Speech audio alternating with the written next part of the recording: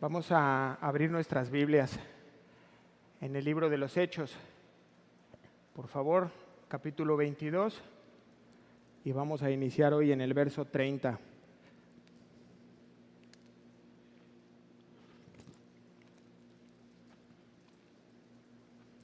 ¿Ya están conmigo? Ya la tenían lista, ¿verdad? Libro de los Hechos, capítulo 22, versículo 30. Sean bienvenidas las personas que nos visitan, que sean bendecidas con la palabra de Dios esta mañana. Y vamos a poner nuestros ojos ahí para dar inicio a la lectura de hoy. Hechos 22, versículo 30. ¿Está conmigo? ¿Listos?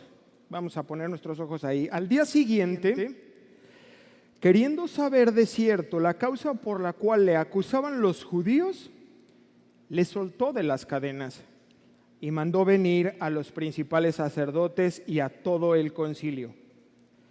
Y sacando a Pablo, le presentó ante ellos. Capítulo 23. Entonces Pablo, mirando fijamente al concilio, dijo: varones hermanos, yo con toda buena conciencia he vivido delante de Dios hasta el día de hoy. Versículo 2, el sumo sacerdote Ananías ordenó entonces a los que estaban junto a él que le golpeasen la boca. Entonces Pablo le dijo: Dios te golpeará a ti, pared blanqueada. ¿Estás tú sentado para juzgarme conforme a la ley y quebrantando la ley me mandas golpear? Versículo 4, los que estaban presentes dijeron: ¿al sumo sacerdote de Dios injurias? Versículo 5, Pablo dijo: no sabía, hermanos, que era el sumo sacerdote, pues escrito está: no maldecirás a un príncipe de tu pueblo. Entonces Pablo, notando que una parte era de saduceos y otra parte fariseos, alzó la voz en el concilio: varones hermanos, yo soy fariseo, hijo de fariseo. Acerca de la esperanza y de la resurrección de los muertos se me juzga. Cuando dijo esto, se produjo disensión entre los fariseos y los saduceos, y la asamblea se dividió. Porque los saduceos dicen que no hay resurrección, ni ángel, ni espíritu, pero los fariseos afirman estas cosas. Y hubo un gran vocerío, y levantándose los escribas de la parte de los fariseos, contendían diciendo: ningún mal hallamos en este hombre, que si un espíritu le ha hablado, o un ángel, no resistamos a Dios. Y habiendo grande disensión, el tribuno, teniendo temor de que Pablo fuese despedazado por ellos, mandó que bajasen soldados y le arrebatasen de en medio de ellos y le llevasen a la fortaleza. Versículo 11, a la noche siguiente se le presentó el Señor y le dijo: ten ánimo, Pablo, pues como has testificado de mí en Jerusalén, así es necesario que testifiques también en Roma. Acompáñeme a orar. Cierre sus ojos, por favor. Y Señor, venimos delante de tu presencia esta mañana porque tú eres Dios, nosotros somos tu creación y nos acercamos a ti con humildad, que es sobre todo nombre, el nombre que nos has dado y que es sobre todas las cosas, en el nombre de Jesús. Señor, porque sabemos que cuando tú hablas, traes paz, traes dirección a nuestras vidas, traes claridad, traes respuestas, traes seguridad. Y hoy te pedimos en el nombre de Jesús que nos asistas, Dios, que nos ayudes. Que la presencia de tu Espíritu Santo traiga revelación a cada uno de nosotros, que podamos salir esta mañana de este lugar llenos de gozo, con una porción de tu palabra en nuestro corazón. Te lo pedimos, por favor, con humildad. Te pedimos ayuda, Señor, para el predicador, que no permita, Señor, que se desvíe, que no permita, Señor, el error, sino que en completa dependencia de ti, sea un instrumento para tu gloria. En el nombre de Jesús, amén y amén. Si tú tomas nota, la enseñanza de hoy le puse como título El consuelo de Dios. Y venimos acompañando a Pablo en su viaje a Jerusalén, junto con todo el equipo de misioneros que se han juntado de diferentes iglesias de Asia. Y ellos vienen hasta Jerusalén con un único fin. Tienen muy clara su meta y es poder traer una ofrenda a la iglesia cristiana judía que está en Jerusalén. Pero bueno, a partir ya de estas enseñanzas vamos a acompañar a Pablo el resto del libro hasta su viaje final en Roma. Ahí es donde termina el ministerio de Pablo y prácticamente su vida. Ahí es donde le quitan la vida, en Roma, y vamos a ir acompañándolo hasta allá. Estudiamos ya con Pablo, estudiamos ya cómo Pablo es llevado a la fortaleza. Comienza él a narrar su conversión a los judíos en arameo, y todo va bien. Tiene toda su atención, están atentos escuchando lo que les está diciendo, hasta que llega a un punto en el que él usa una palabra que no lo soportan, y es la palabra gentiles. En ese momento, cuando él dice esa palabra, estos hombres empiezan a gritar, se empiezan a quitar la ropa y a lanzarla al aire, puños de tierra hacia arriba, y en una sola voz comienzan a gritar que lo maten, que lo quiten de la tierra, que le quiten la vida, que no lo quieren volver a ver. Por otro lado está el tribuno, que no está entendiendo mucho qué es lo que pasa, porque a él se dirigió en griego, cuando le pide permiso para hablar con el pueblo, pero después Pablo comienza a hablar en arameo y entonces él no entiende nada, simplemente ve cómo explota la gente, se violenta y lo quita de ahí, y entonces lo manda a flagelar. Dice, vamos a darle una buena golpiza para que con unos azotes nos diga qué está pasando, qué hizo, por qué la gente está así contra él. Y ya que lo tienen listo, prácticamente desnudo, abrazado del pilote ya con las tiras listas, Pablo echa mano de su ciudadanía romana y les deja ver que están violando sus derechos como ciudadano romano. Entonces el tribuno, cuando escucha esta información de parte del centurión, dice, a ver, no, espérame, y va personalmente, valida esta información con él, y dice la escritura, lo estudiamos la semana pasada, que tuvo temor por haberle atado, se llena de temor. Entonces ahora está consciente de que la situación con Pablo se le ha salido de las manos. Pero tiene una determinación el tribuno, y es que quiere conocer la verdad.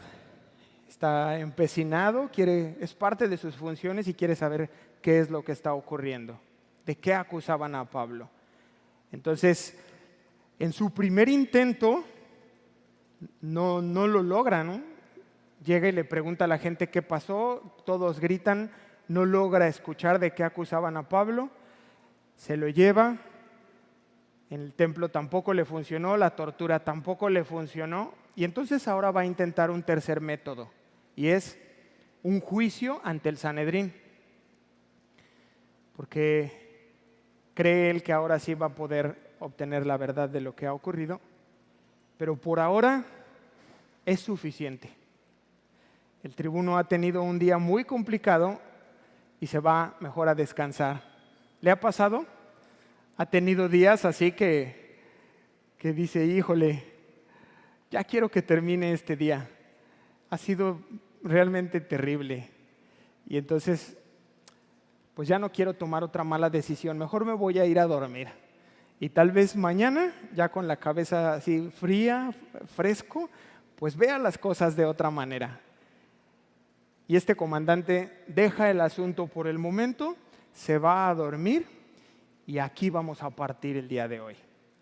Hechos 22, versículo 30. Al siguiente día,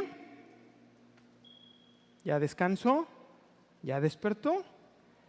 Dice la Escritura, queriendo saber de cierto la causa por la cual le acusaban los judíos, le soltó de las cadenas y mandó venir a los principales sacerdotes y a todo el concilio. Y sacando a Pablo, le presentó ante ellos. Entonces, tenemos ahí al comandante, sabemos su nombre, se llama Claudio Lisias, y él llega a una conclusión. Él llega a una conclusión, es que dice, a ver, si fueron los judíos los que lo acusaban, pues son ellos quienes deben aclarar qué fue lo que pasó.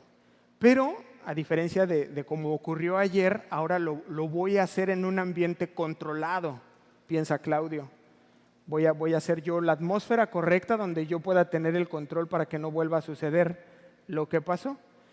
Entonces los historiadores creen que este evento que estamos estudiando el día de hoy se hizo en las afueras de la fortaleza. Estaba muy cerca del templo, se llamaba Antonia, y entonces es algo un poco improvisado, pero quiere hacerlo ahí. Y entonces manda a traer a los principales sacerdotes y a todo el concilio, dice. Y esta palabra concilio viene del griego sunedrión. Sunedrión. ¿Le suena familiar? De ahí es de donde se deriva la palabra Sanedrín. Entonces manda a traer al Sanedrín, que en teoría, fíjese muy bien, un comandante no podía darle una orden así a los judíos. Sin embargo, la parte saducea estaba siempre dispuesto a adaptarse a la autoridad, que en este caso son los romanos. Entonces él manda a llamarlos y van, se ponen obedientes y van. En cuanto a Pablo, sabemos que le soltó las cadenas, o sea, lo tenía encadenado ahí en la fortaleza, y dice que lo presentó, o sea, lo libera y lo trae delante del Sanedrín.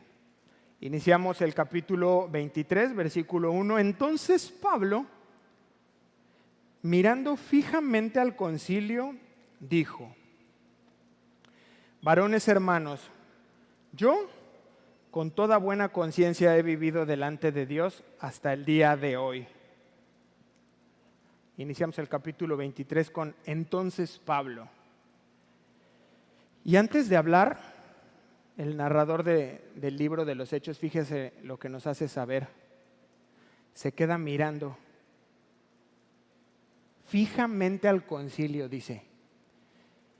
Y en relación a este punto, algunos comentaristas aseguran que tiene mucho que ver con que Pablo tenía problemas con sus ojos, que no miraba bien. Entonces que se queda viendo como quién estaba ahí, ¿no? Tenía una mala vista. Otros comentaristas sugieren que estaba mirando al concilio a ver si acaso reconocía a alguien. Dice, no, a ver si quién está por ahí, pero no alcanzaba a ver. Lo que sí podemos asegurar con toda certeza es que la mirada de Pablo era una mirada de consciente integridad. Diga integridad. Integridad. Vemos ahí a Pablo, un hombre que está bien plantado, está firme, está tranquilo y está seguro. Y qué importante es, hermanos, la integridad. ¿Usted cree que es importante o no en su vida? Mire, le voy a leer, no vaya, el Salmo 18:25 dice: con el misericordioso te mostrarás misericordioso y recto para con el hombre íntegro. Porque yo no sé si le ha pasado, pero muchas veces tenemos temor, andamos como con temor, es consecuencia de falta de integridad. Hay días en los que dices, no sé qué me pasa, pero ando como nervioso. Tiene mucho que ver, tiene todo que ver con esto. A veces andamos inquietos, muchas otras veces se nos va el sueño. No sé por qué, no puedo dormir.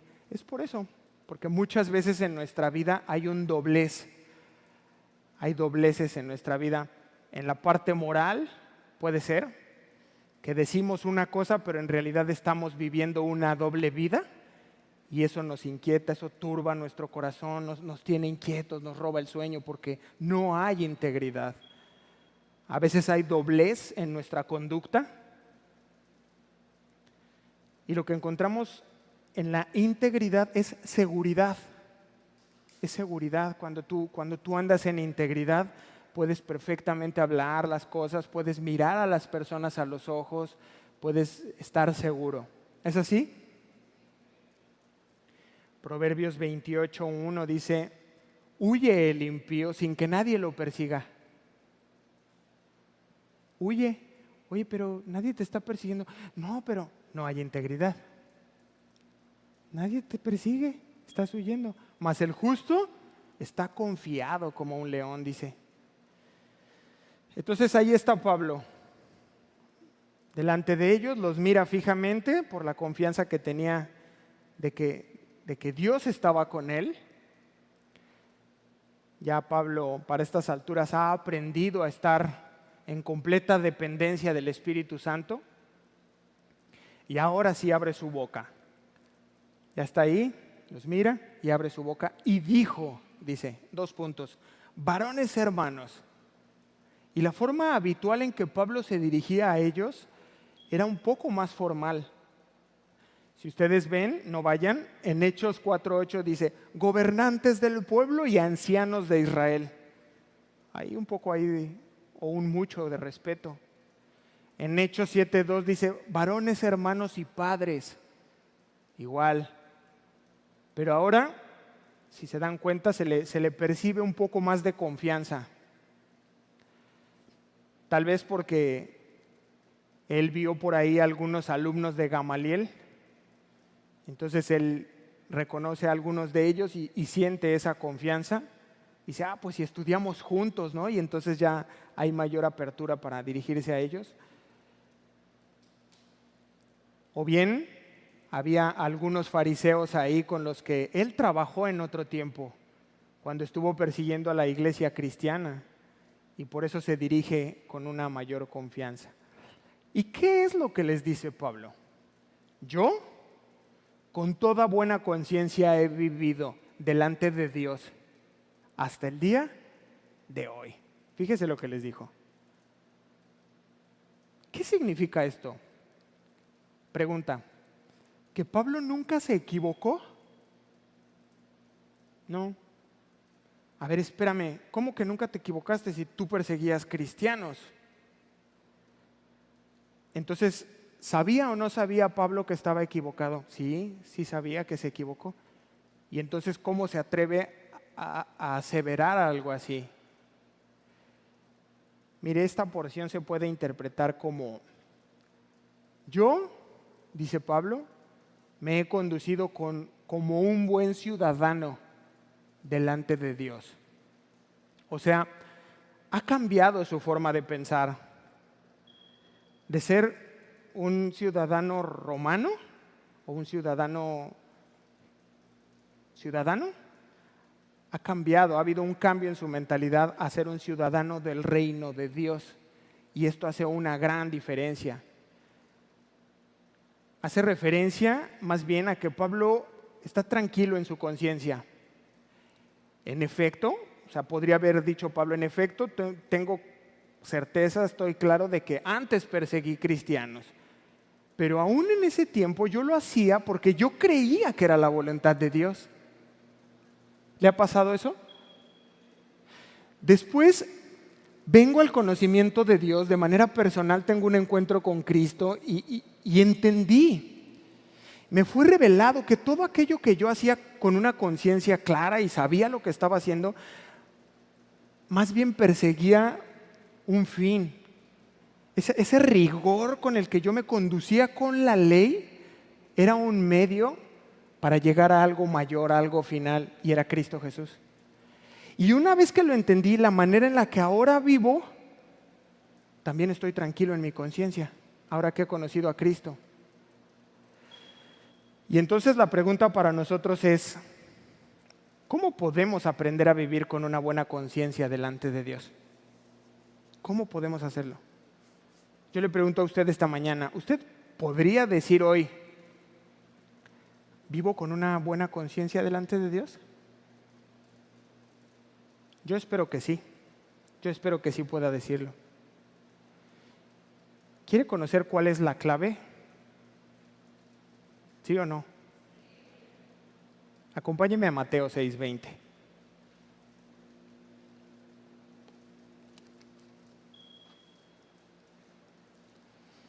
Dejé una marquita en Hechos y acompáñeme a Mateo capítulo 6, versículo 20.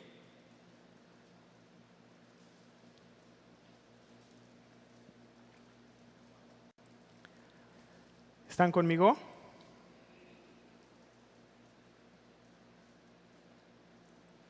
Mateo 6, 20, 21 dice, sino haceos tesoros, ¿dónde? En el cielo, donde ni la polilla ni el orín corrompen, y donde los ladrones no minan ni hurtan, porque donde esté vuestro tesoro, allí estará también vuestro corazón. Tesoros en el cielo, hermanos, y no en la tierra. Esa es la clave. La clave es, ¿cómo cómo esto temporal está sirviendo para lo eterno? Porque sirven. Todas las cosas que tenemos aquí en la tierra que son temporales pueden ser útiles para lo eterno. O sea, tú y yo tenemos que preguntarnos, ¿por qué el día de hoy tengo un mejor salario? ¿Por qué si tengo un negocio está comenzando a prosperar? ¿Por qué? ¿Está siendo útil para lo eterno? ¿Por qué de pronto pude cambiar de auto y tengo una camioneta ahora? ¿Puede servir eso para lo eterno? Porque te puede estar yendo mejor y tú estar pensando como, bueno, voy a comprarme un mejor coche. Bueno, voy a cambiar de casa. Bueno, voy a poner un negocio o voy a poner otras sucursales o voy a extenderme. Y eso como tal no está mal, no es malo. El deseo de tener a tus hijos en un mejor colegio, el deseo de vivir mejor, no es malo en sí mismo. Pero un cristiano debe o debería ver esto con una dirección eterna, sabiendo que no te puedes llevar. ¿O tú conoces un cristiano que haya muerto y se llevó su camioneta nueva? ¿O sus escrituras de su terrenito? No, venimos sin nada, polvo somos y entonces tú lo entiendes a través de la salvación y quieres que sirva. Dice, ¿sabes qué? Yo voy a hacer tesoros en el cielo. Y está Pablo iniciando apenas su discurso. Fíjese lo que dijo, no dijo prácticamente nada cuando le dan un golpe. Volvamos a Hechos 23, verso 2.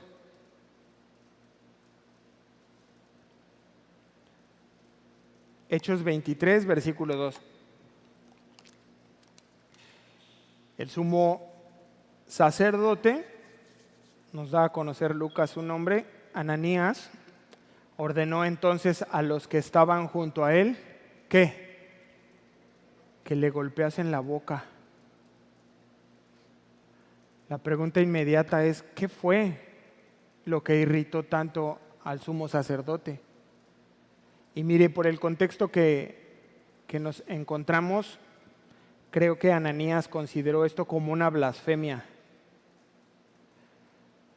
O sea, ve a Pablo hablando de esa manera y lo considera como arrogante, ¿cómo nos vienes tú a hablar de una buena conciencia? Como si dijera Pablo, a ver, o sea, sigo siendo judío, pero además soy cristiano.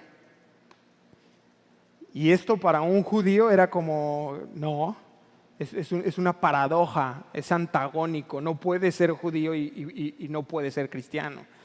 Es radicalmente opuesto, es inconcebible. Aún el día de hoy siguen pensándolo así.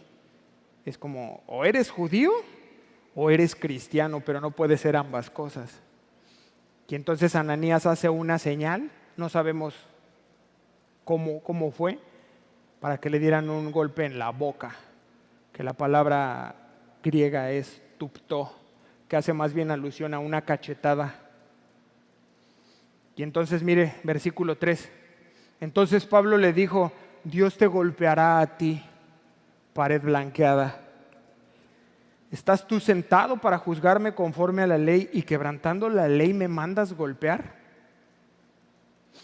Entonces mire, más que el golpe mismo, que bueno, sí veremos cómo si hay una reacción natural, en cualquiera de nosotros la habría, pero Pablo más bien lo que le molesta es la violación a la ley judía, que está establecida en Levítico. No voy a ir para allá, pero esta ley exigía que primero se le hiciera un juicio y tú tenías que tratar al hebreo, al judío, como inocente hasta que se demostrara lo contrario. Eso exigía la ley levítica, y entonces Pablo dice: oye, estás violando la ley, y se molesta. Pero emplea una expresión bien fuerte: pared blanqueada. ¿Le suena familiar la expresión? ¿Sí? Mire, le voy a dar un poco de contexto. Esta expresión se empleaba porque en aquel tiempo se pintaban de blanco los sepulcros. Y esto tenía una meta, y era avisarte a ti si ibas caminando por ahí, que por ahí había una tumba. Entonces pintaban la pared de blanco para llamar tu atención y decirte: hey, no te acerques por ahí, porque hay un muerto, porque hay cadáveres, o sea, hay esqueletos. Y entonces ellos sabían que si se aproximaban de más, se hacían impuros. Y esto era por lo que pintaban. Y la figura entonces era como: por fuera te ves bien, aparentas algo, pero dentro hay huesos, hay muerte. En sí se empleaba para decirle a alguien que era hipócrita. Es fuerte. Y entonces muchos cuestionan el lenguaje de Pablo. A ver, espérame, o sea, ¿que no este Pablo es el mismo que escribió 1 Corintios 4:12 cuando dice: si nos maldicen, nosotros bendecimos? Sí es él. O dicen: ¿qué no Jesús enseñó cuando le maldecían no responder la maldición con otra maldición? Sí lo enseñó. O bien cuando golpearon a Jesús de forma ilegal, ¿qué fue lo que dijo el Señor? Si he hablado mal, testifican que estoy mal. Y si bien, ¿por qué me golpeas? Dice en Juan 18:23. Y la respuesta a estas tres preguntas es que Pablo no era Jesús. Jesús era el Hijo de Dios y era perfecto. Pero Pablo era un hombre como tú y como yo.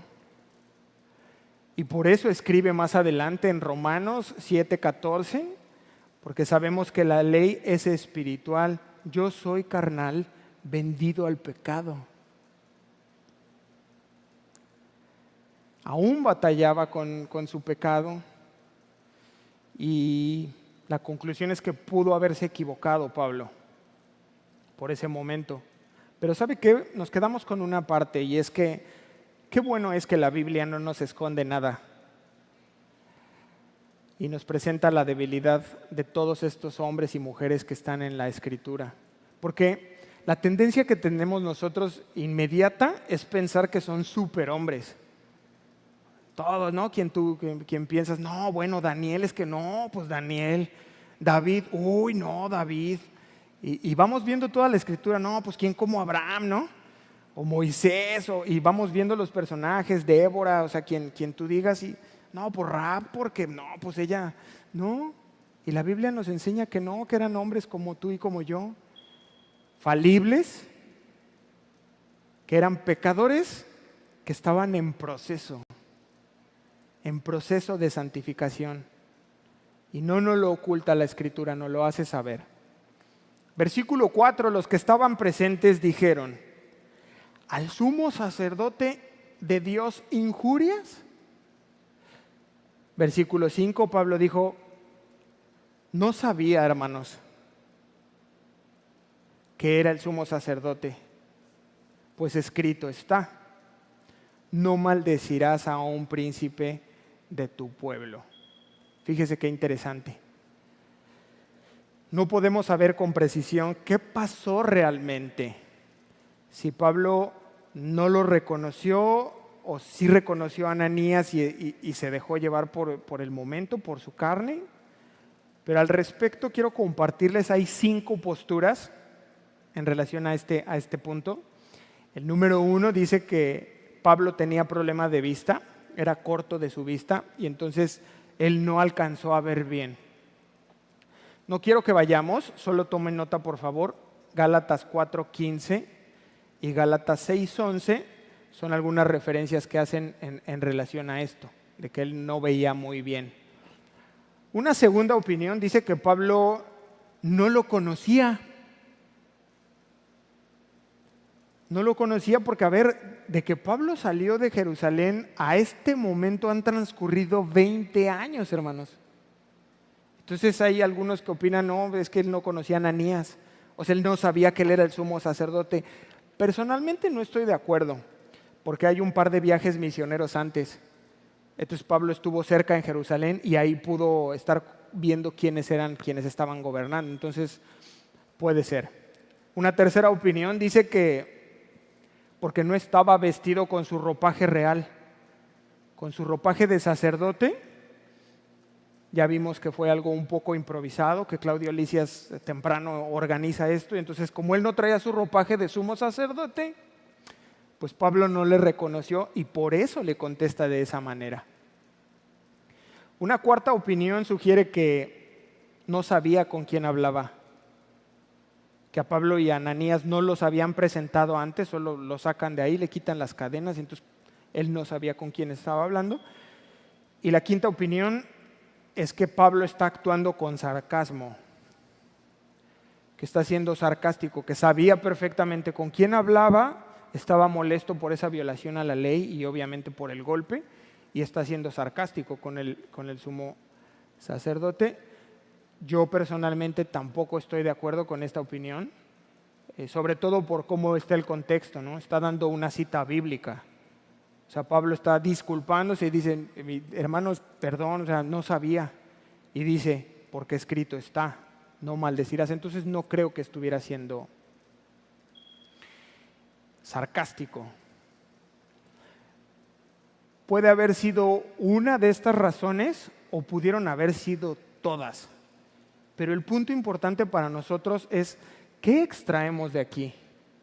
¿Cuál es esa perla que Dios puede darnos, esa joya de la Escritura? Y es que podemos pedir perdón.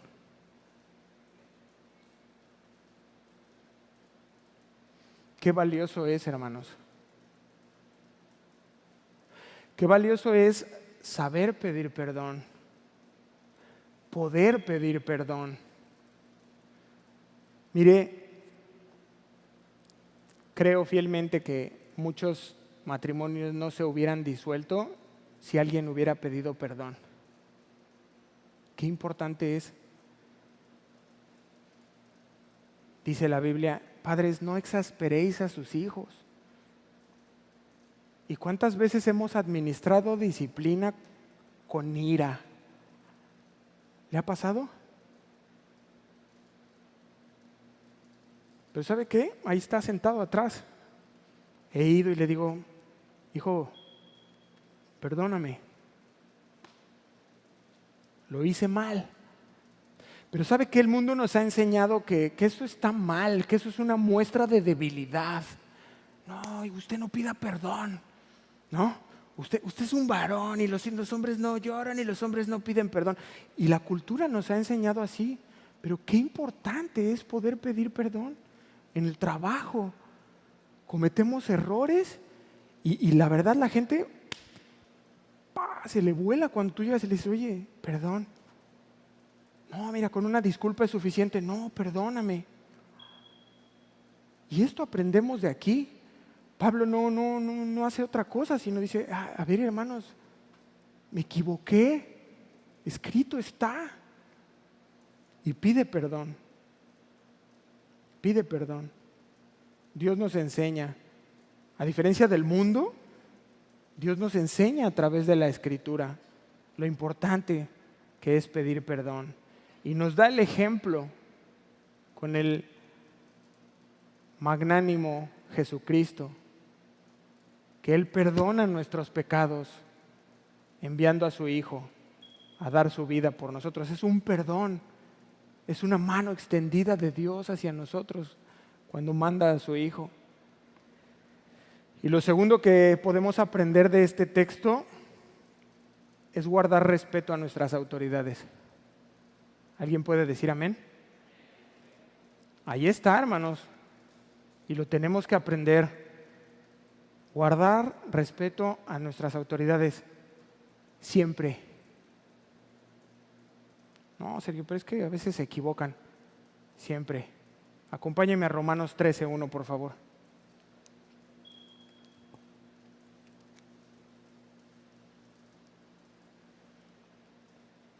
Y prepare su pluma si le gusta subrayar su Biblia.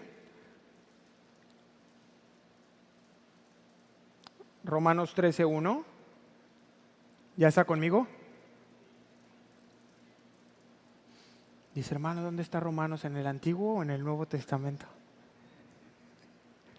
Romanos 13:1.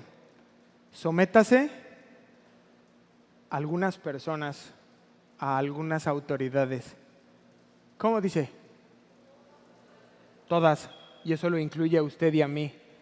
Bueno, solo algunas autoridades, a las de la iglesia, pero a las del gobierno no. A mi padre, pero no a mi jefe en el trabajo.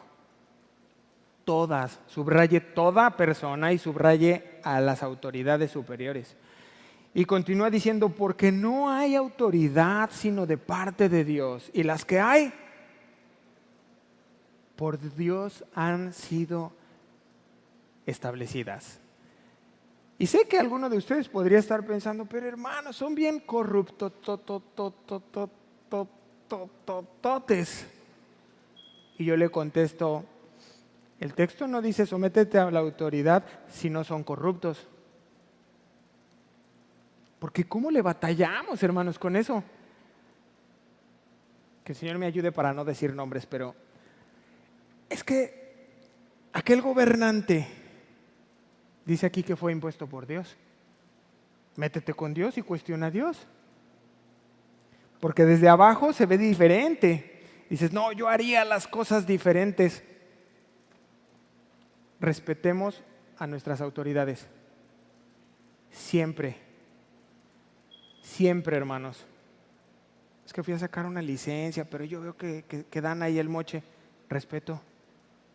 Oficiales de tránsito. De verdad, es bien importante. El otro día en la Tulum se hace un entronque antes del ceviche, hay unas bolas amarillas y yo para incorporarme no venía nadie, entonces me subo a esas bolas y de frente estaba el tránsito de mí. Caminando se fue, ni siquiera en patrulla. Y yo así de chin. Pues bajo la ventana. Y dice, ¿qué está haciendo? Discúlpeme, oficial. Y les cae de peso. Como todo el mundo los trata como, pues que no sabe que eso está mal. Honestamente lo ignoré y le pido perdón. No, pero a ver, pues si eso no se arregla así. Oficial, perdóneme. Hice una infracción, tengo una consecuencia, le pido que me dé mi multa o lo que tengamos que hacer. Se quedó derretido. No, mire, pues vaya con cuidado. O sea, no lo hacemos por eso, pero cuando tú tienes un concepto correcto de la autoridad y llegas con tu jefe y dices, mira, estás loco, tus formas son terribles, eres un pelado. ¿Cuántos tienen jefes pelados? ¿No? ¿Ni una mano? Bueno, sí hay varias. Eres un cúmulo de errores, igual que yo, pero eres mi jefe. Y te respeto, porque soy cristiano y la Biblia así lo establece. Amén. Vamos a obedecer. Vamos a obedecer porque finalmente Dios respalda a las autoridades, aunque se equivoquen, hermanos. Dios los respalda. Hoy hablábamos de eso en varones, ¿verdad? Sí. Vamos a obedecer y vamos a respetar. Versículo 6. Entonces Pablo, notando que una parte era de saduceos y otra de fariseos, alzó la voz al concilio. Varones hermanos, dice, yo soy fariseo, hijo de fariseo, acerca de la esperanza y de la resurrección de los muertos se me juzga. Fíjese qué habilidad. Para este momento Pablo ya se dio cuenta que una vez más no va a ser juzgado con justicia. Entonces dice la Escritura que Pablo nota algo, y es que el concilio está fraccionado, que hay dos grupos, como conocemos, los saduceos y los fariseos, y que además había más fariseos que saduceos en ese concilio. Y ya nosotros tenemos bien sabido que estas dos escuelas judías estaban fraccionadas, eran como opuestas, tanto socialmente como políticamente, como teológicamente, estaban como agua y aceite.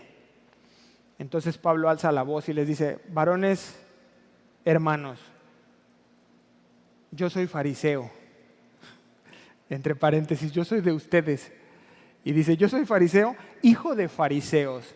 Y esto solo es una expresión judía, hermanos, Ojo, no quiere decir que Pablo, Saulo, literal, era hijo biológico de un fariseo. No, es una expresión.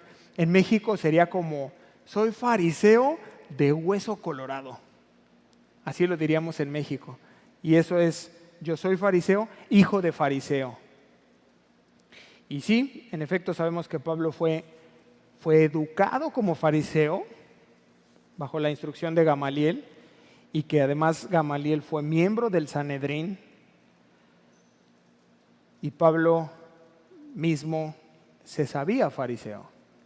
Lo hemos leído, no quiero que vaya en su Biblia para allá. Filipenses 3:5 dice, circuncidado al 8º día, del linaje de Israel, de la tribu de Benjamín, hebreo de hebreos, en cuanto a la ley, fariseo. Pablo se sabía fariseo. Y entonces lo que hace es que se jala de ese grupo y expone su causa sobre aquel punto que los separaba radicalmente. Él sabía perfectamente lo que estaba sucediendo ahí, y ahí deposita su causa. Y les dice, miren, a mí se me está juzgando por la esperanza, y de la resurrección de los muertos se me juzga. Y toma partido y se cobija bajo la protección de los fariseos. Porque la resurrección era un punto que sí estaba en común tanto en los fariseos como en los cristianos, por el tema de la resurrección de Cristo. Entonces por ahí él se mete, no está mintiendo, simplemente sabe cómo dirigirlo. Y entonces a los saduceos esto les parece inaceptable. Fíjese, tanto era así que en la iglesia primitiva había personas que podían llegar a ser cristianos y seguir siendo fariseos.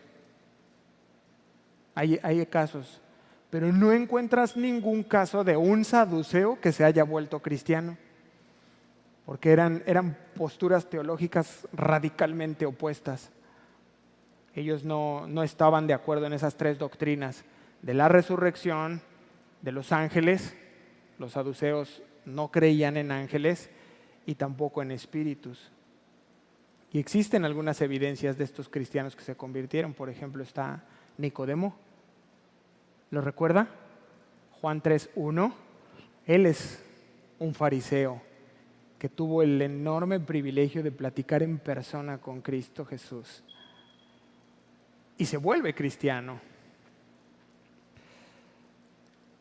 La forma en que se defendió Pablo está tocando una vieja herida en estas dos escuelas, que hasta ese momento y hasta el día de hoy no han encontrado remedio. Hay una una tensión ahí entre estas dos escuelas. Y Lucas nos da un resumen. Versículo 7, ponga sus ojos ahí para que lo leamos juntos. Hechos 23, versículo 7. Cuando dijo esto, se produjo disensión entre los fariseos y los saduceos, y la asamblea se dividió. Porque los saduceos dicen que no hay resurrección, ni ángel, ni espíritu, pero los fariseos afirman estas cosas. Versículo 9, y hubo un gran vocerío, y levantándose los escribas de la parte de los fariseos contendían, diciendo: ningún mal hallamos en este hombre. Que si un espíritu le ha hablado o un ángel, no resistamos a Dios, dicen.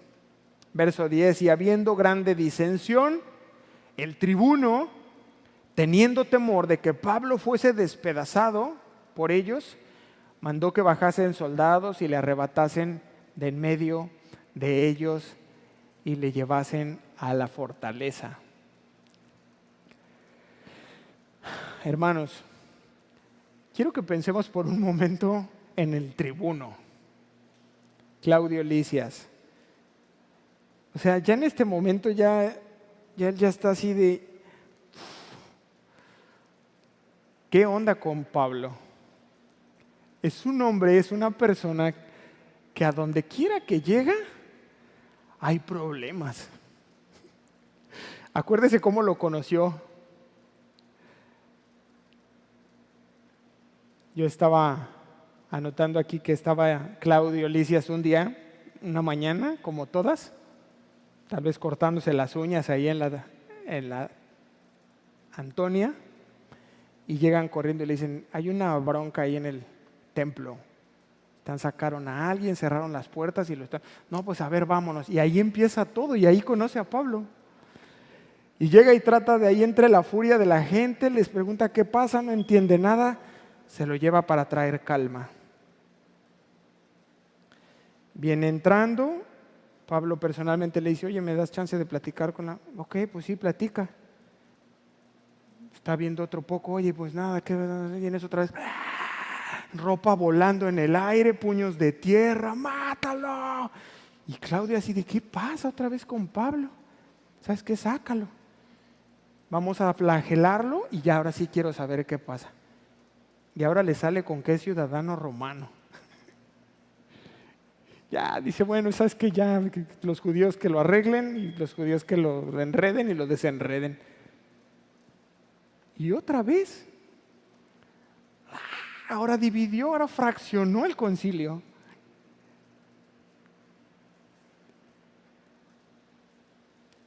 Oiga, ¿y qué me dice de Pablo? ¿Usted cree que esté desanimado o no? ¿No? A ver, dígame, ¿quién cree que sí ya está desanimado? 1, 2, 3 manos. ¿Quién dice que no? Vote por. Desde que llegó a Jerusalén, lo reciben con unas noticias y le dicen: oye, la gente por aquí no te quiere mucho. Ahí empieza la historia de él. Después lo acusan de meter a un gentil en el templo. ¿Se acuerdan? Trófimo.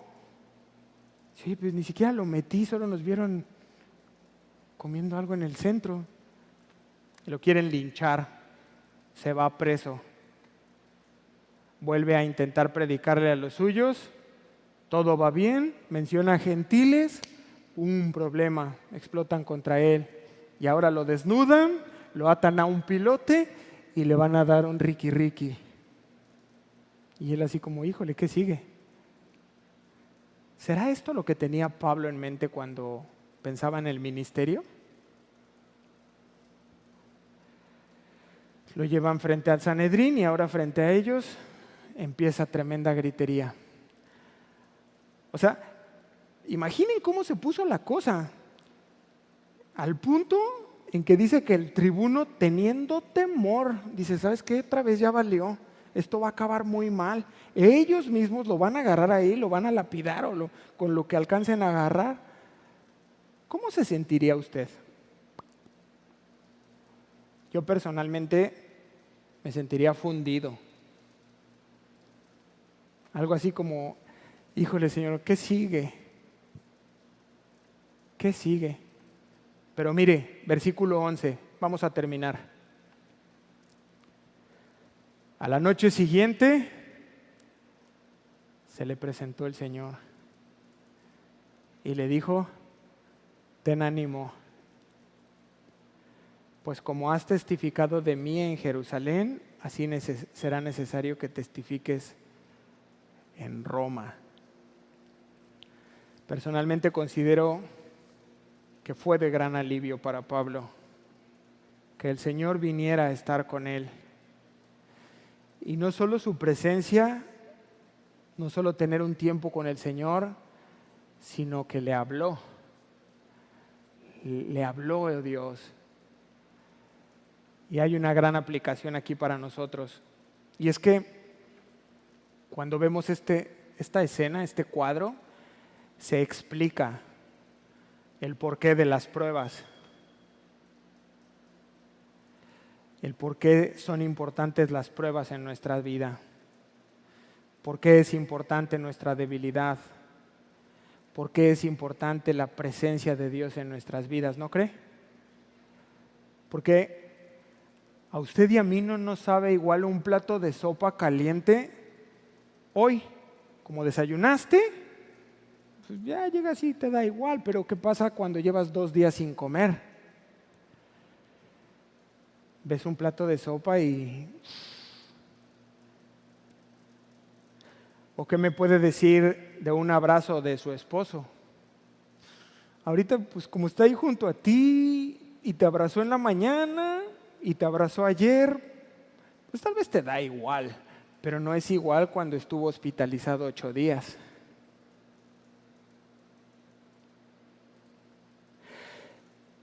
Cuando tal vez no salía del hospital. Y entonces tú ahora lo ves y un abrazo no es igual. Y qué importantes son las pruebas. Porque en ese punto donde Pablo está quebrado, donde dice, Señor, no es esto lo que yo tenía en mente del ministerio. O sea, dice, sí, y predicar a las naciones y, o sea, sí entiendo pruebas, sí entiendo dificultades, sí pienso en escasez, pero no esto. Una tras otra, tras otra, tras otra, en donde ya está despedazado mi ánimo tal vez. Y llega el Señor. ¡Ah, qué especial! Y logramos entrar a su presencia y derramar nuestro corazón y decirle, Señor, no puedo más. Y escuchas al Señor diciéndote, ten ánimo. Listo. A donde haya que ir, Señor. El hecho de saber que está contigo. Listo. Que estiren las cuerdas. ¿Es así o no es así? Es así. Es así. Por eso no exagero cuando creo que llegó calma al corazón de Pablo.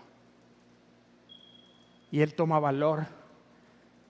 Después de ese momento, porque además si lo analizan, no son buenas noticias como tal. A la noche siguiente se le presenta el Señor y le dijo, ten ánimo, porque como has testificado en Jerusalén, será necesario que testifiques en Roma. En realidad no son tan buenas noticias, pero ahí está. Acompáñeme a 2 de Corintios para terminar. Segunda carta a los Corintios, capítulo 1, verso 3.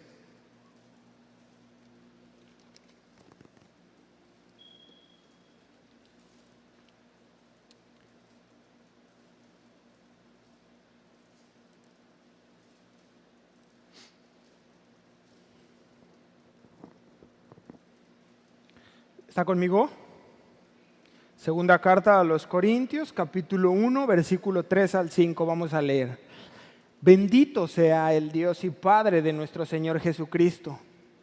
Y mire cómo le llama, Padre de misericordias, no una ni dos. Padre de misericordias y Dios de toda consolación.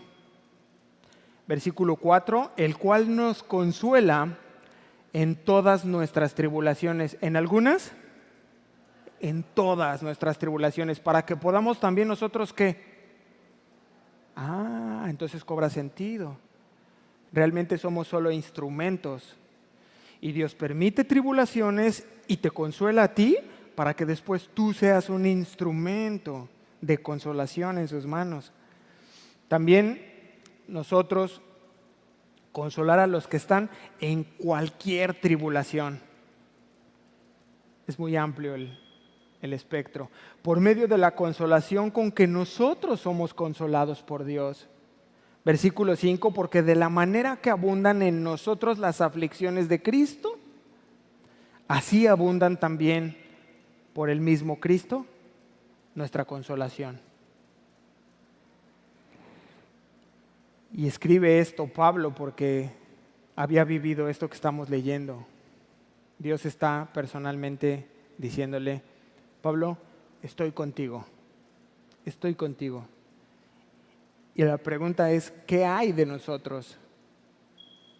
Yo te pregunto esta mañana, ¿estás cansado?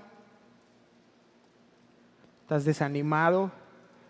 Tal vez estás aquí o quien nos escucha por internet está enfermo. Tal vez estás solo, te sientes solo. Y yo te digo esta mañana, asegúrate de buscar el consuelo de Dios. Es el único que va a poder restaurarte, que va a poder animarte, que va a poder traer claridad, que va a poder traer dirección, que va a poder traer ánimo, que va a poder traer solo el consuelo de Dios. Si tú te refugias en cualquier otra cosa, va a ser como un parchecito. Te va a traer un poco de oxígeno por un tiempo, va a parecer, no es, sino parece la solución. Después te vas a encontrar con que no. Busca a Dios. El consuelo que proviene de Dios, ese es el único. Y asegúrate de que Dios está contigo. Asegúrate de eso. Amén. Vamos a ponernos de pie.